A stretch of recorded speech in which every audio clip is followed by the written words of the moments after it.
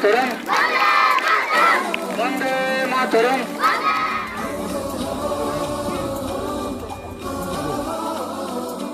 মাননীয় সভাপতি, গ্রাম শিক্ষা কমিটি, ভারপ্রাপ্ত শিক্ষক, অন্যান্য শিক্ষক শিক্ষিকা, অভিভাবক বৃন্দ, আমার সহপাঠী বৃন্দ, ভাই ও বোনেরা, আজ 15ই আগস্ট ভারতবর্ষের ৭৭তম স্বাধীনতা দিবস। আজ থেকে ৭৬ বছর আগে ঠিক এই দিনটিতে আমাদের দেশ ভারতবর্ষ স্বাধীন হয়েছিল। 200 বছরেরও বেশি সময় ধরে আমরা ইংরেজদের কাছে পরাধীন ছিলাম। 1947 সালের 15ই আগস্ট আমরা স্বাধীন হয়েছি। আমরা স্বাধীন দেশের স্বাধীন নাগরিক হিসেবে স্বীকৃতি পেয়েছি। ইংরেজরা পরাধীন ভারতবর্ষের মানুষদের ওপর কি নিদারুণ অত্যাচার চালিয়ে গেছে দিনের পর দিন।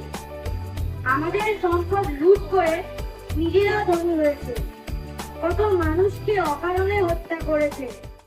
পরাধীন ভারতবর্ষের মানুষ কিন্তু চিরদিন এ অন্যায় এবং অত্যাচার সহ্য করেনি।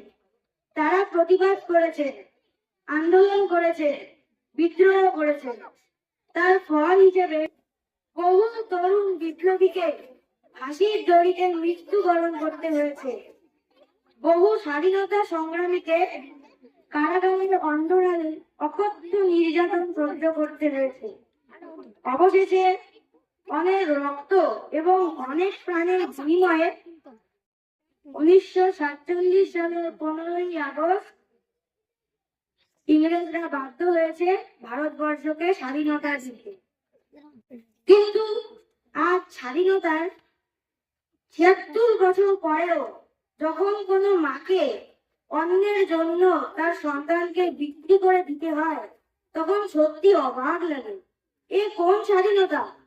কিন্তু আমরা আশাবাদী, তাই বিশ্বাস করি সুখী ও সমৃদ্ধ ভারত একদিন নিশ্চয় গড়ে উঠবে। আজকের এই পূর্ণ দিনটিতে ভারতবর্ষের স্বাধীনতার জন্য যারা লড়েছেন সেই সব বীর শহীদদের এবং অগণিত স্বাধীনতা সংগ্রামীকে প্রণাম জানিয়ে আমি আমার বক্তব্য শেষ করছি। নমস্কার।